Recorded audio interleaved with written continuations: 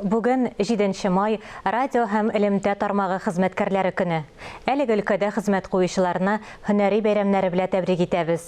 Шул уңайдан без студиягә Татарстан телерадио компаниясенең радио хезмәте җитәкчесе, Россиянең һәм Татарстанның атказанган мәдәният хезмәткәре Тәүфыйк Камаретдин улы Сәгыйтовны чакырдык. Тәүфыйк абый, бәйрәмнәр белән сезне, исәннәрмесез?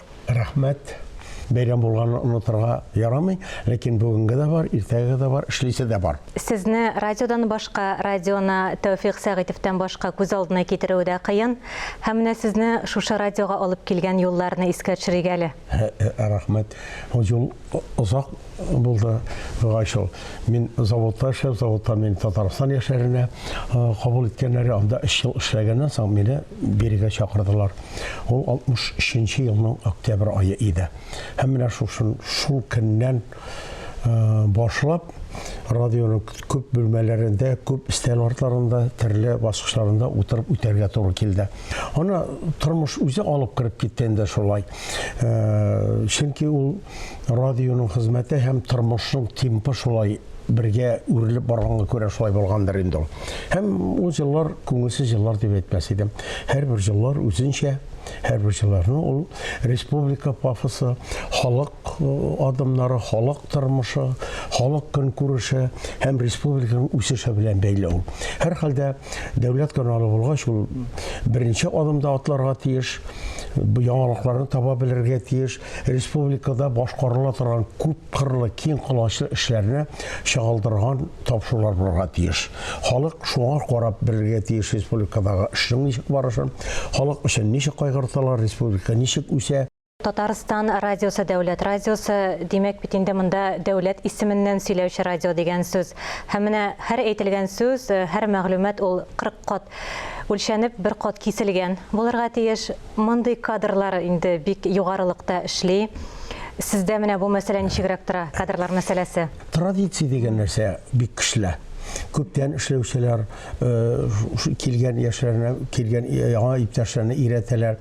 Тормышлай бергә үрелеп бара инде ул. Аны бүген алып койдым да, әзер кирпичне алып коеп, стена салган кебек кенә булып булмый ул. Дәүләт каналы дигәннән, дәүләт каналының бер шушындый ягы бар, аның теләсә кем теләсә нәрсә сөйләргә тиеш түгел.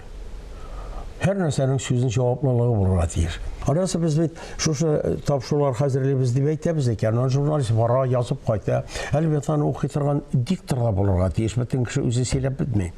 Дикторлар ничек укый, ничек җиткерә, аны бит теге колак ишетү белән аңлашылырга тиеш. Һәм шушы дикторлар хезмәтендә зур бай традицияләр, ягъни Камал Апасаттар, олар Илс Гаделевләр, Фуат Галимуллиннар, Данил Ибраһимовлар, менә Фуат Талгат Хаматшин, алар һәр берсе белән өйрәнеп, берсе белән эшләп, берсе белән берсе өйрәнгән кешеләр. 90-нчы елларга кадәр бит инде шушы Татарстан радиосы татар телендә сөйләүче бердәнбер радио иде. 90-нчы еллардан соң күп радиолар барлыкка килде, алар бүген дә барлыкка килә. Башка FM-лыкларда, интернетта барлыкка килә. Бу әлбәттә сөендерә, бу бик матур күренеш, ләкин бу менә сезне борчуга салмыймы? Һәм Татарстан радиосының шушы радиолар арасында нинди урыны, нинди үзенчәлеге? Гөлназ, рәхмәт, мондый сорауны миңа элек шушы каналлар иша башлангычында биргәннәр иде. Менә сезгә көндәшләр арта, бу сезгә ниме кымачауламыймы, нитмиме, тормоз булмыймы дип. Мен шул вакытта әйтәм, юк. Без курыкмыйбыз. Һичники без татарча дөрес сөйләйбез. Бер-береңә аяк чалмаска кирәк, монда ярдәмләшеп эшләргә кирәк. Командировкаларда материаллар хәзерләгән вакытта мин аларга хөрмәт белән карыйм. Шуңа күрә бу тормышның кайнап торуы һәм демократияның бер тарафы. Аннан соң менә бит без Татарстан авазы дигән канал оештырып җибәрдек интернет буенча да. Бездә бик күп фонд Білесіз бит инде. Ул 57 меңнән артык. Ул еллар буе тупланган Рафаэль Ильясовлар эшләгәндә, Ләбиб Айтугановлар эшләгән вакыттан бирле бик таләпчән сәнгать советы бар иде. Ул сәнгать советында бездән минем бер ягымда Азат Апас, бер ягымда Рөстәм Яхин, утыр Йылдыз, Исәнбәт, Сибгат, Хаким Гөлшат апа Зайнашевлар. Мен шулай бик каты таләпчән кабул ителгән җырлар, алар хәзер дә үзләренең пьесын җоғалтмыйлар. Менә шушы классик әйбәт җыелган музыкалардан төзелә аның программасы. Әрем ятмасаң шулай булсын әле республика җитәкчеләре күп ярдәм итте.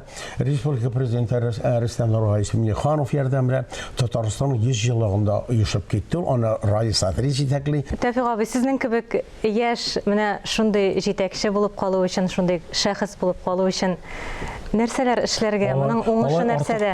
Гөлназ гафу ит, алай артык мактарга кирәктер. Әгәр кеше үзе турында артык югары фикердә булса, кешенең бозылуы шуннан башлана диләр. Монда халык арасында шул дәрәҗәдә кала белергә кирәк. Радио белән гомерен уздырган кешеләр андыйларга мин шушы бәйрәм белән котлар идем, рәхмәт әйтер идем, безнең белән булыгыз дип әйтер идем.